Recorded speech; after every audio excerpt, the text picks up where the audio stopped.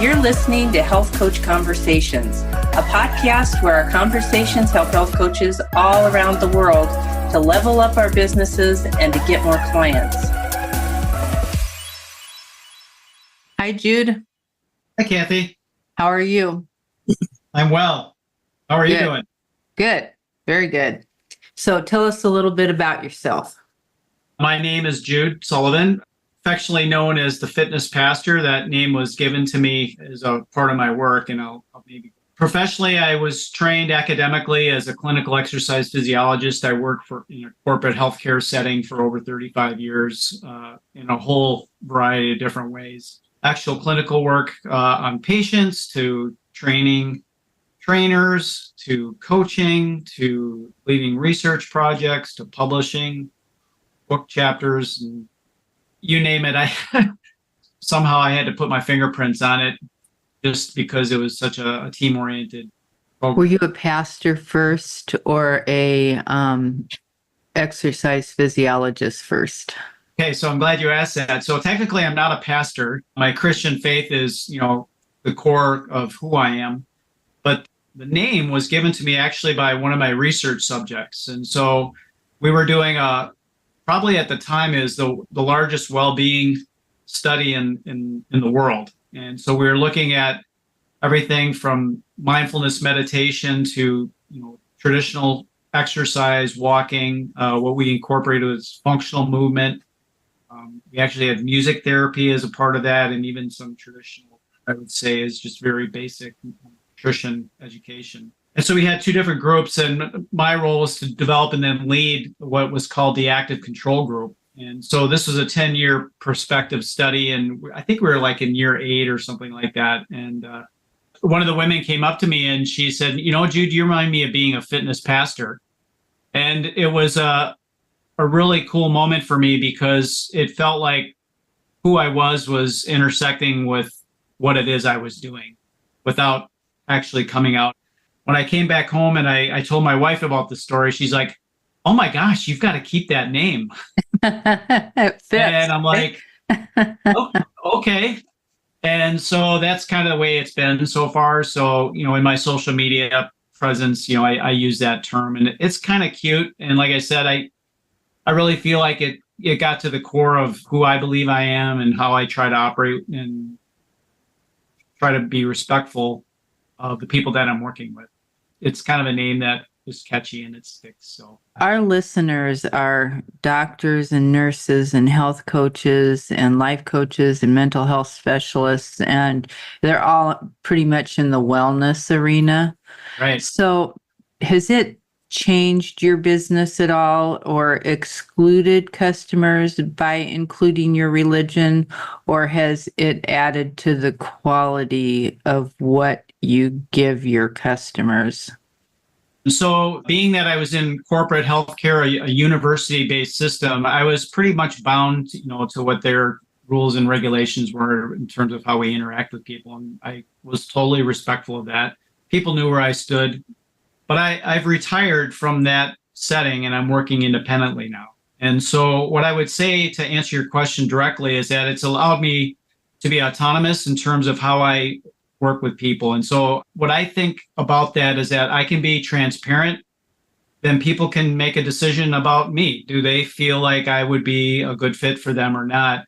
And we're not really tap dancing around any issues because, people don't have time to waste. By the time I'm working with people, they're pretty desperate. And, if we're just kind of dancing around, these little topics, we're wasting time, in my opinion. And so I think it helps them to know where I'm coming from. It doesn't mean that they have to be a Christian like me.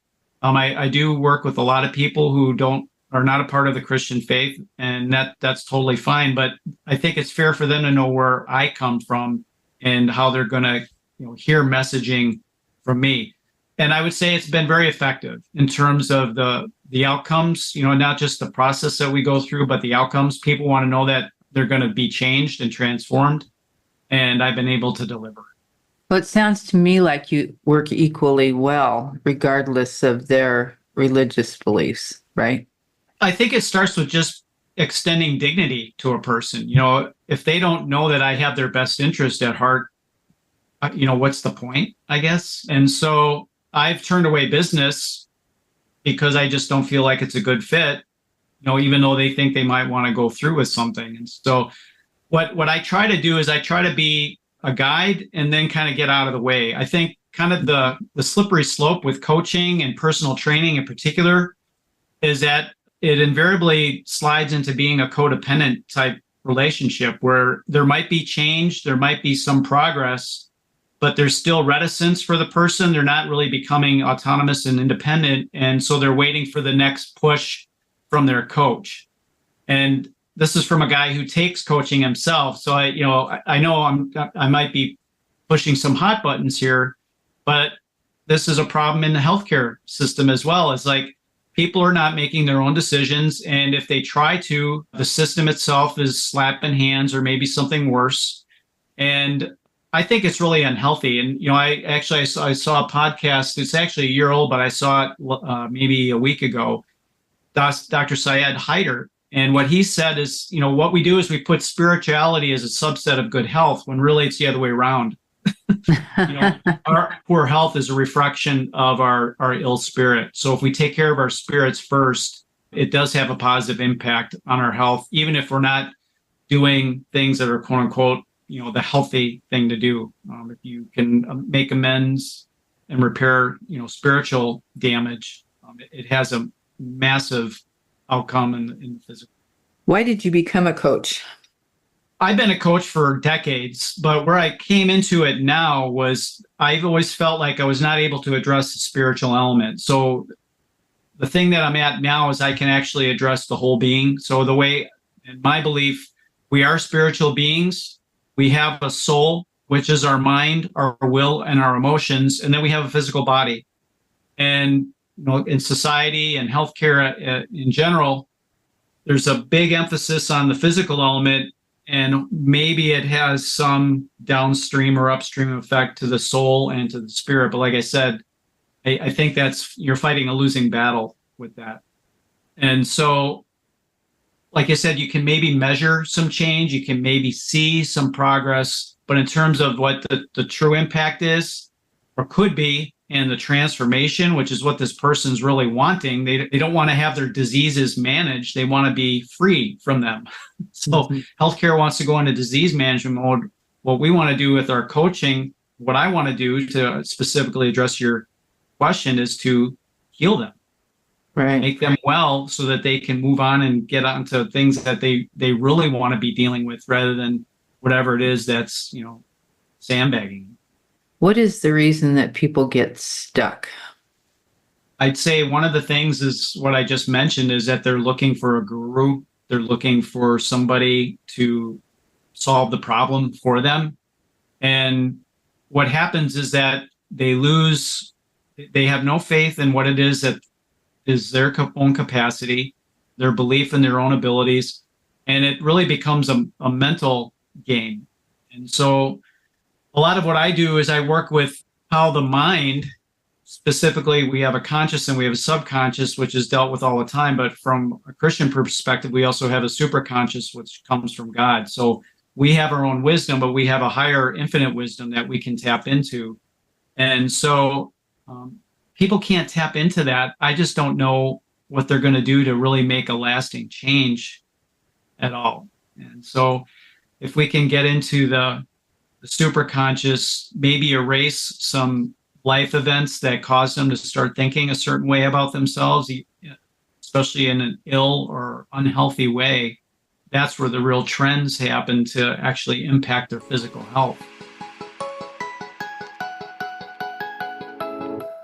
Turn your expertise into a thriving practice with the Health Coach Group. We provide the support and resources you need to succeed. Your passion, our expertise. Together, we can make a difference. Visit thehealthcoachgroup.com today.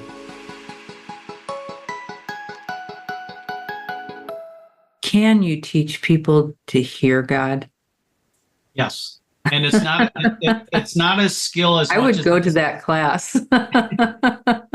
it's not as much a skill as it's an understanding of removing obstacles. And so the society we live in right now is so microwave. And so we're looking for the instantaneous, instant gratification. And God is looking for a relationship. And so whether I'm talking about me and my wife or me and my kids, if I'm just talking at them and expecting to have a relationship, it's not going to work. And that's the same thing with God. But the thing is that God is trying to communicate with us, but we're so busy barking back, or we're so distracted by everything in our life that we don't actually hear what God is trying to. Every once in a while, you say, "Oh, that was God." Yeah, there you go, right? But then you don't act on it. So Yeah. the other part is the obedience. So if you hear from God, and that can come in a variety of different ways, we dive into the element of just relying on your feelings, because our feelings are not reliable, but they can play a role. But we have, what's our flesh, eyes and ears, but we have our spiritual eyes and ears. We can sense things, we can feel things. But the biggest thing that we do, and I think it's kind of what you just said, is we get a word, or we hear something, or maybe we see something, and we're like, oh, that can't be God. Because we think we know how it should come to us. Mm-hmm. And so we dismiss it. And we've developed habits of dismissing these elements when we hear God. And then we just believe, well, he's not talking to me, he's not interested in me. And that's a lie. So what we do is from a mental perspective, we have people focus on what are the lies that they've been hearing in their head and what are the truths. And we eradicate the lies and we build up the truths so that you can reframe your subconscious patterning to connect with the superconscious, so that you can, again, not develop a skill to hear God, but have the discipline of being in relationship. Right. What you say, just answer, can you give a general explanation of how the process works? Was that the process that we're... Yeah. So the hardest thing, I think, for people is being still. And so sometimes it's just a matter of starting that process, even if it's for a minute. And that sounds maybe comical to even hear that. But for people who actually try to do nothing, have nothing, just sit still for a minute, that can be really hard to do. Very hard. Yeah, right. And, I have 6 kids and 11 grandkids. So, the idea of busyness, I get that. And so to set aside time, that's going to vary from person to person. So I try not to overgeneralize too much, but I will for the sake of this conversation. But we do try to customize this by the individual. The first thing to do is to just set yourself into a mode where you're just sitting still. And then set an expectation that I am going to hear from God, and I'm going to trust that. And then we'll just try to go through this process of understanding that if you're hearing from God, it's going to be peaceful. It's going to be empowering. It's not going to cause stress. It's not going to make you, give you a fear of missing out, that FOMO that people talk about, in sales or whatever. God doesn't operate like that. And so again, we get these ideas of how we think we should be hearing from God, to validate that we actually hear from him. And sometimes we can trip ourselves up. So it's just maybe breaking down, again, some of these lies and starting to believe that God is speaking to us. And then, this little editor voice that we have is like, oh, that can't be him, is just saying no. And so we'll have people write it down, the lies and the truth, just so you can kind of document. And then again, we'll address the lies to erase those, and then we'll address the truths so that we can embrace those. And so that part can be the part that takes a little bit of time. When I coach people, I like to have them speak it out loud so that they can hear it with their ears, because sometimes you won't believe it unless you actually hear it. And so if you just say it to yourself, it's kind of like another voice in your head, and you may not believe it. But if you can hear it through your own voice by saying it out loud, it tends to have a greater impact. Yeah, you know what? A lot of people got away from going to church with COVID. Yes. And I think a lot of people didn't go back. That's a really good place to go unless you do perpetual adoration. I did that for a little while and that just drove me up the wall. But if I go someplace and forget my telephone, I mean, that's just like first you panic and then you think, oh, good. I've got some time to think and away from the telephone. And then you can really enjoy about an hour of peace, you know? So you don't have to be in a certain place, right? It can be anywhere. I just heard there's a guy named Smith Wigglesworth. He's passed away, but he was famous for saying, "I don't spend more than 20 minutes in prayer, and I rarely go 20 minutes without praying." So it can become just a way of life. So rather than making it as a task on your to-do list, it just becomes a part of who you are, like brushing your teeth or having a meal. It's the same kind of concept. And I agree with you. The pandemic wrecked a lot of people in a lot of ways because it destroyed community. And, God is, like I said, you can't have relationship unless you have another person. He doesn't want you to be, quote unquote, spiritually enlightened. He wants to be connected. And he also will connect with somebody by connecting us to another person. And so I really believe, I call it vitamin C. Vitamin C is actually community or connection. So that is hugely, hugely important. So how can anyone contact you? I think we have your website and we can put that underneath our talk. And you technically don't have an operational website right now, but they can go through my email. I'm on LinkedIn. I'm on Facebook. I'm on Instagram. They can direct message me through there, just as long as they maybe say something like God Talks or maybe reference you, as a part of the communication. So I know it's a legit, communication. But we have your email address. Is that okay to put that underneath absolutely the podcast show notes? Okay. Yeah. And then you have a PDF quick start guide that people can email you and ask you. Yeah, I can send that to them as well. Yep. Cool. We have websites. If you decide to do a website, let us know and we'll hook you up. It's real easy. All right. Thank you. Thank you so much for being here with me today. It was a good conversation. I enjoyed it. Thank you so much. I appreciate your time. God bless you. You're welcome.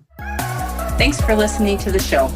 If you liked what you heard, please give us a 5-star rating or review on iTunes.